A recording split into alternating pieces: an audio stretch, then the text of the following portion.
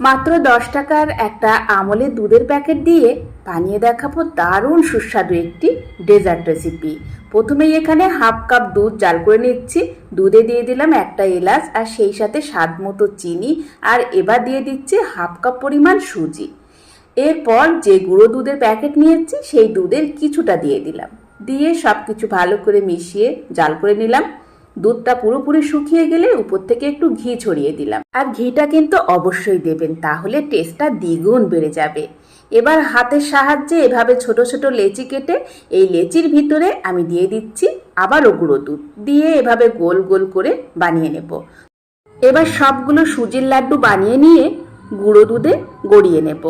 এরপর উপর থেকে একটা করে কিশমিশ দিয়ে দিলাম দেখতে সুন্দর লাগার জন্য। চাইলে যে কোনো ড্রাই ফ্রুট ব্যবহার করতে পারেন।